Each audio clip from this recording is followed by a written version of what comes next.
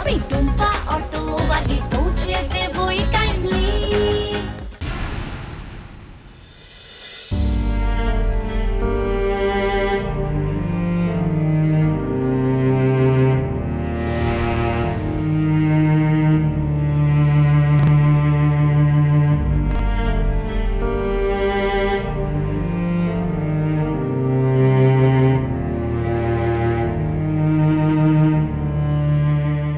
টুম্পা, তুমি সারা রাত ঘুমাওনি? শুয়েছিলাম, ঘুম আসেনি। তুমি কেন নিজের উপর এত স্ট্রেস নিচ্ছ বলো তো? তোমার তো শরীরটা খারাপ করবে। আর দেখো, তার উপর মাও তো পুরোপুরি রিকভার করেনি। তোমার শরীর খারাপ হলে ফ্যামিলিটার কি হবে বলো তো? সবাই যাতে সুস্থ থাকে আমি সেটাই ভাবছি। টুম্পা, তুমি সুস্থ থাকলে আমরা সবাই সুস্থ থাকবো। আচ্ছা আবির বাবু, আমি যদি আপনার কাছে কিছু চাই আপনি আমাকে দেবেন? কি? আগে বলুন না দেবেন কিনা। আরে বাবা, না জানলে কি করে দেবো বলো তো? না জেনে দিতে পারবেন না? আবির বাবু, আমি নিজের জন্য কিছু চাইবো না, সবার জন্য চাইবো। এই পরিবারকে আমি একসাথে দেখতে চাই আবির বাবু। সবাই ভালো আছে আমি সেটা দেখতে চাই। কাল আমাকে মিষ্টিমা সেই দায়িত্বটা দিয়েছে, আর এই কাজে আমি আপনার সাহায্য চাই। কিভাবে সাহায্য করবো বলো? অর্কদাকে বোঝাবেন, অর্কদা যাতে দিদিকে ক্ষমা করে দিয়ে এই বাড়িতে নিয়ে আসে। বাকিরাও যেন সেটাই করে, সেই দায়িত্ব আমি নিলাম আবির বাবু। না টুম্পা, আবির বাবু প্লিজ, আপনি শুধু অর্কদার সঙ্গে কথা বলুন না। না টুম্পা, অনুরাধার হাত দিয়ে আমি এই বাড়ির আর কোনো ক্ষতি হতে দেবো না। আর কোনো ক্ষতি হবে না আবির বাবু, আমি আপনাকে কথা দিচ্ছি। আমি দিদিকে আর কোনো ভুল করতে দেব না। আবির বাবু, আমরা শুধু মাঝখানের ওই দাগটা তুলতে পেরেছি, কিন্তু মন থেকে দাগটা কিন্তু আমরা তুলতে পারিনি। অর্কদা নেহার কথায় রেগে গিয়ে দিদিকে ওই বাড়িতে রেখে এসেছে। হয়তো রাগটা দিদির ওপর, আবার হয়তো রাগটা আমাদের ওপর। একটা মানুষ রাগ অভিমান নিয়ে থাকলে যেটা আগেও ঘটেছিল সেটা কিন্তু আবারও ঘটতে পারে আবির বাবু। ঠিক আছে, আমি বাবুর সঙ্গে কথা বলে অনুরাধাকে বাড়ি ফিরিয়ে আনার ব্যবস্থা করব।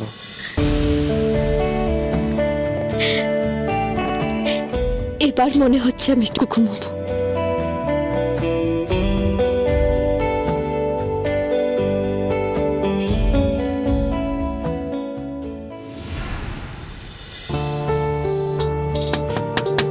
বাবু, এই বাবু,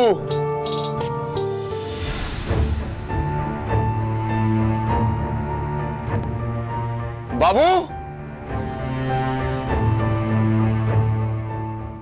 এই বাবু।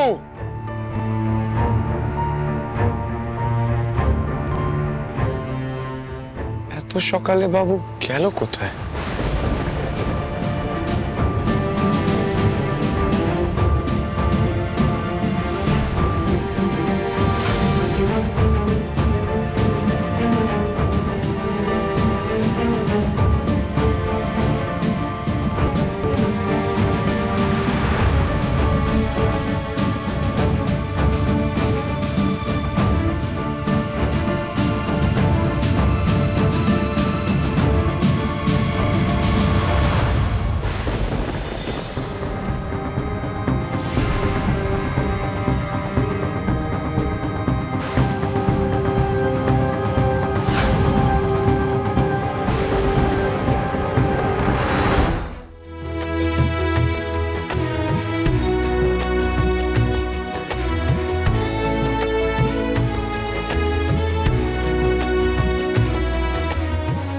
মা, টুম্পা, নেহা, মা।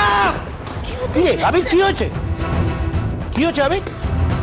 কি হয়েছে আবির? কি হয়েছে? কি দাদা, কি হয়েছে? আবির বাবু,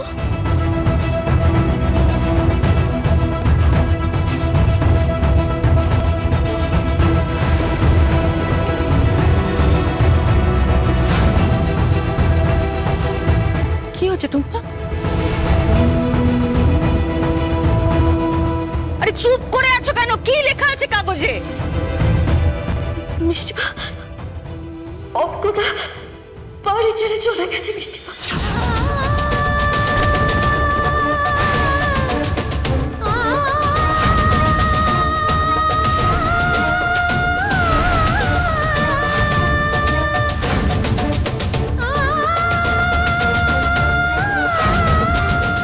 মিষ্টিমা মিষ্টিমা বসো বসো বসো মিষ্টিমা এসো, বসো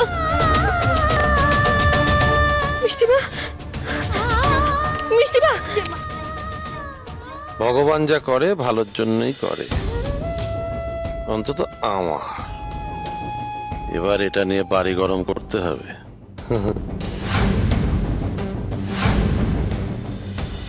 মিষ্টিমা মিষ্টিমা চিম্মা মিষ্টিমা।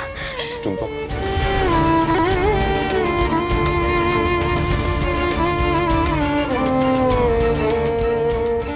মা, আবির আবির বাবুকে ফিরিয়ে নিয়ে আয়, বাবুকে ফিরিয়ে নিয়ে আয় আবির, বাবুকে ফিরিয়ে নিয়ে আয়। মা তুমি চিন্তা করো না, আমি বাবুকে ঠিক বাড়ি ফিরিয়ে আনবো। ওরে রে রে রে রে রে রে রে রে রে রে রে রে, দেখে দেখে দেখে দেখে দেখে অনেকক্ষণ ধরে ওখানে দাঁড়িয়ে আমি সব দেখছি, দেখামো হচ্ছে এখন, তাই না? আগে তো বউটাকে তাড়ালি, তারপর ছেলেটাকে বাধ্য করলি যাতে এই বাড়ি ছেড়ে চলে যায়। এসব কি বলছো কি কাকু? আবির বাবু অর্কদাকে বাড়ি থেকে চলে যেতে বাধ্য করেছে? হ্যাঁ তাই। ও খুব ভালো করে জানতো যে সকাল হলেই এই সুখবরটা পাবে, তাই তো ঘরে গিয়ে হাতে করে একটা ছোট সাইজের খবরের কাগজ এনেছে, যাতে লেখা আছে বাবু বাড়ি ছেড়ে চলে গেছে। খুশ রাও বেটা, খুশ রাও। তুই যেটা চেয়েছিলি একদম তো সেটাই হয়েছে, তাই না? টাকা নেই, দাদা নেই, বাকি যারা আছে তারা কয়েক বছরের মধ্যে টেসে টুসে যাবে, আর তুই ফাঁকা মাঠে খেলবি। বাবা কেন তুমি বাড়িতে গন্ডগোল পাকাতে আসো বলো তো? আমি গন্ডগোল পাকাচ্ছি? কারা গন্ডগোল পাকাচ্ছে দেখ। এদের বিশ্বাস করে বাড়িতে পড়ে আছিস তো, দেখ পরে এরা তোর কি হাল করে। ঠাকুরপো, নিজে তো নষ্ট হয়েছ, ওই মেয়েটার মনটাকে আর বিষিয়ে দিও না। ওরে বাবা, মেয়েটার মনটা বেরোবো কি করে? আমার মেয়ের কপি তো আমার কাছেই নেই, সবই তো তোমাদেরকে দিয়ে দিয়েছে। আর তোমরা, বিশেষ করে তুমি, নিজের ছেলেটাকে তো নষ্ট করেইছো, এখন আমার মেয়েটাকে নষ্ট করছো। আর দেখো আমার মেয়েকে, তোমাদের সব অন্যায় ও টিক মারি দিয়ে যাচ্ছে। এই কি বলছিস কি? এখানে কে অন্যায় করেছে? মাগো, তোমার মনটাও একেবারে সাদা শাড়ির মতন পবিত্র, এতে চোটটা ভিটা তুমি ধরতেই পারো না। আবির কাল রাতে বাবুকে এমন কিছু বলেছিল যার জন্য বাবু বাড়ি ছাড়তে বাধ্য হয়েছে, আর আবির তো সেটাই চায়, তাই না? সামনাসামনি যখন দেখলো হচ্ছে না, বাবুকে বাড়ির ভাগ দিতেই হবে, তখন বাড়ির ভাগ বন্ধ রেখে আগে বাবুকে কাছে টানা, তারপর কায়দা করে বাবুকে দিয়ে বউকে সরানো, তারপর বাবুকেও সরিয়ে দিল। তুই থামবে? একটা ছেলে বাড়ি থেকে চলে গেছে আর তুই উল্টো পাল্টা কথা বলতে শুরু করেছিস। কি উল্টো পাল্টা কথা বলছো বাবা? এই যে টেপ মেরে বাড়ি ভাগ করার নাটকটা কে শুরু করেছে? তোমার বৌমা শুরু করেছে।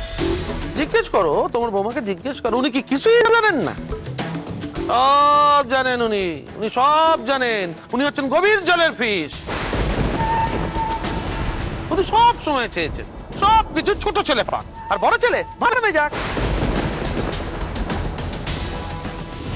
আমি তোমার কাছে হাত জোড় করছি কাকু, এবার থামো প্লিজ। মিষ্টিমা অসুস্থ, মানুষটাকে আর কষ্ট দিও না।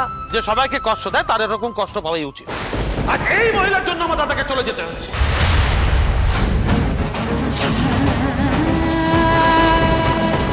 ভেতরের খবর কেউ জানে না, একমাত্র আমি জানি।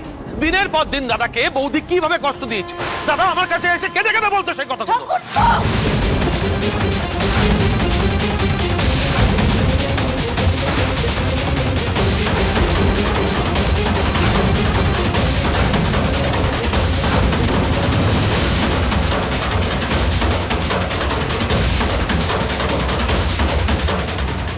স্পর্ধা অনেক বেড়ে গেছে বৌদি, আর বাড়িও না।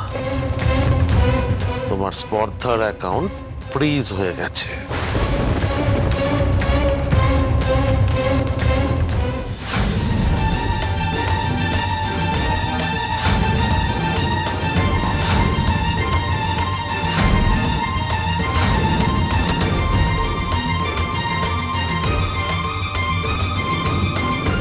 হাতটা নামাও, হাতটা নামাও।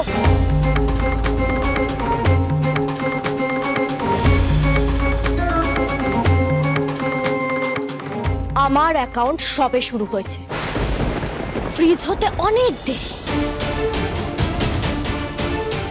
নেহার জন্য তুমি বেঁচে যাচ্ছ কাকু, এই সুযোগ বেশি নিও না।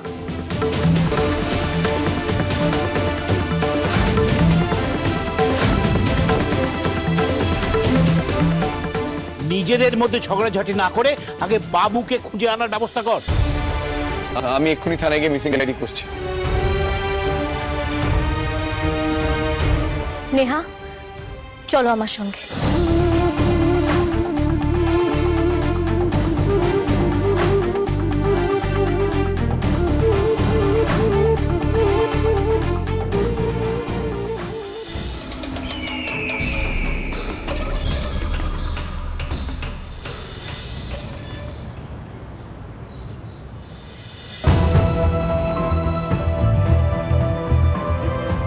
শোনো, আমার না ব্যাপারটা খুব একটা ভালো ঠেকছে না, জানো তো। ওই ও বাড়ি থেকে এসে দেখে ঘরের মধ্যে দরজা বন্ধ করে একা একা বসে আছে, কারোর সাথে একটা কথা অবধি বলেনি, কিছু খাচ্ছে না। আচ্ছা, ও কোনোদিনও এরকমটা করেছে বলো তো? টুম্পা তো বললো কিছু হয়নি। টুম্পাদি তোমার কাছে কিছু লোকাচ্ছে বেশি। দেখেছো দেখেছো, সোমা অবধি বুঝতে পেরেছে, কিন্তু তুমি কিছুই বুঝতে পারছো না। কি রে, তোরা এই সময় এখানে? ওই বাড়িতে সব ঠিক আছে তো? দিদি কোথায়? ও তো ওর ঘরে। ঘরে যাও। ঠিক করে বলতো কি হয়েছে? এসে থেকে ঘরের মধ্যে একা একা বসে আছে, কিছু খাচ্ছে না, কারোর সাথে একটু কথা বলছে না। ও বাড়ি থেকে ঝগড়া করে এসছে, তাই না? নেহা, এসো। আরে